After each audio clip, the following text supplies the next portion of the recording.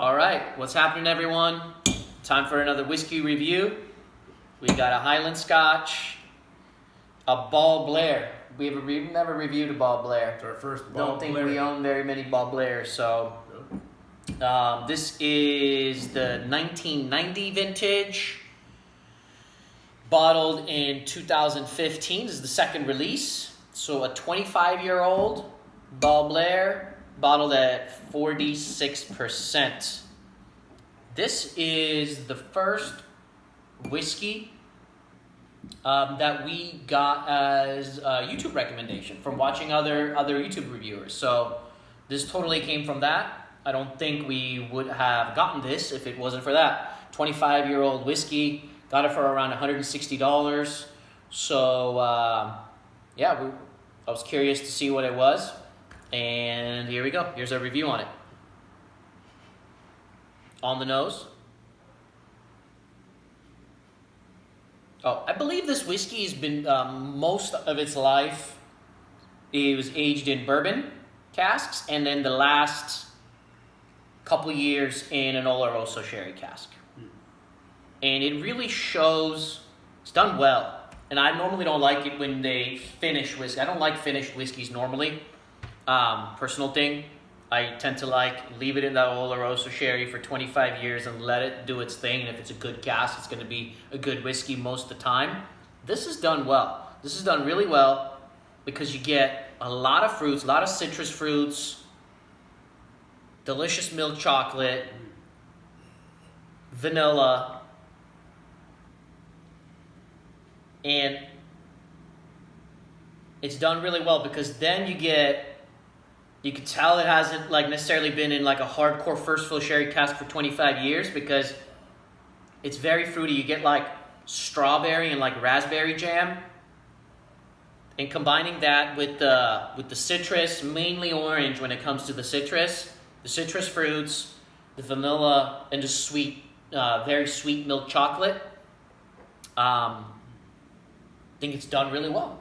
That's the best way I can describe this whiskey as, which is a citrus forward, mainly orange, strawberry, raspberry jam, milk chocolate. Those are the things that stand out the most. What would you say? Yeah, it definitely doesn't nose like a sherry bomb. It noses like a really well done, well aged, polished, maybe lighter sherry cask whiskey. But it definitely doesn't age like it's only been in sherry for a few years. It smells like it's been in sherry for a while. That's what I'm saying. It's done really well. Yeah, if you just told me this is Oloroso sherry. It's got some serious influence. Yeah, I wouldn't know the difference. So whatever they did, it's done really, really well. Because with the sherry, blind, give this to me blind, I'm going to say sherry cask. But when you tell me that it's been aged mostly in bourbon, then I'm kind of able to understand it. But blindly, I would not have guessed that. So it's done really, really well. Blind, I'd be it's a second fill sherry cask, Right. Yeah, that's what I'm saying, because it's definitely not a first fill sherry bomb, but you're getting a more aged sherry elements like strawberry jam, raspberry jam, long cooked compote or stewed fruits that are more not so much like raisins, dates, toffee fudge treacle, really sweet dessert fruits, but more like the nice aged sherry fruity elements. Done really well. Appreciate the 46%. It shows. Yeah, good strength. Really nice. Natural color, non-chill filtered. I just wanted to confirm. I thought it was. Just wanted to confirm on the bottle. It says it is, which is nice. On the palate? Yeah, so many strawberries. I know. Yeah, it's basically the best fruit elements of sherry, which is awesome.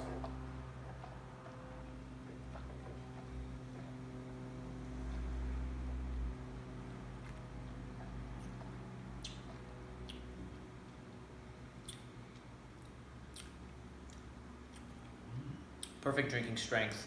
Perfect release. Not overly drying, not overly oaky in any way. Aged 25 years, really, really well. Luscious fruits, sweet milk chocolate again, almost what's that? Is it condensed milk? That sweet milk? Almost like got a little bit of that condensed milk element where it's like the sweet milk chocolate and condensed milk, kind of a dessert. Yeah, Approaching that like creme brulee. Approaching the creme brulee. Dessert-like flavor. Just done really well with the vanilla milk chocolate sweetness, the strawberry raspberry sweetness, the orange citrus sweetness. And that's kind of mainly where it leaves me. Is it ultra complex where I'm like digging and spending tons of time finding a bunch of little nuances in here?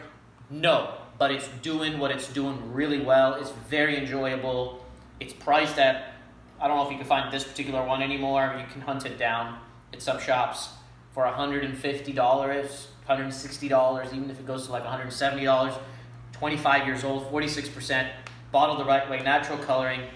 Great deal. Great deal. So it's almost too drinkable. Like, yeah, it's you can sense the extra strength, 46% in the depth of flavor, the richness, but it's very, very drinkable, almost dangerously drinkable. And I get on the palate, I get a lot more of traditional sherry elements, like the milk chocolate, like Narby said, more like dried figs, prunes, raisins, a little bit of toffee, but still not too much, not too sweet, but still super heavy strawberry, super heavy raspberry, all kinds of tart black fruits, black currant, boysenberry. I get tons of that as well. really, really fruity, really unique. Would Yeah. love to give this to someone who Really unique. someone who wants to try something a little bit more high end, that's used to drinking your regular 12-year-old single malts, really likes them, and is wondering what it's like to approach something on the next level. Would be really cool to give them a dram of this. Yeah, because you definitely get the age, the 25 years, and you get the richness, complexity of notes. But however many years they finished it in sherry, they really nailed it because you're getting all the best qualities of the sherry with the age. Wow, very enjoyable. Very nice, right? Absolutely. One more taste. Wow, but yeah, like Narby said, not overly complex, which it's all good, but big focus on the 25 years, on the age, and on the perfect sherry elements, which is amazing for 150, 160 bucks. Damn. The new one Really is good. 1991. It'd be worth purchasing. Mm. I heard this one slightly better, but it's pretty much just as good from a few people that I've talked to. I'm gonna have to try for myself to know. Good stuff. Really good after dinner dram as well. Not the longest finish, Really good. but tasty. There's just no off-putting. I don't have anything negative to say. It's not wowing me. The wow part for me is the price, right? Because, and we're not scoring on price. If we were scoring on price, a couple extra points, Yeah. for sure. So we're not scoring on price. Based on that, it's just a super, super solid quality whiskey. For $150, I wouldn't mind having 3 of these, just to have as backup, so I can comfortably drink it on a consistent basis. Would score this.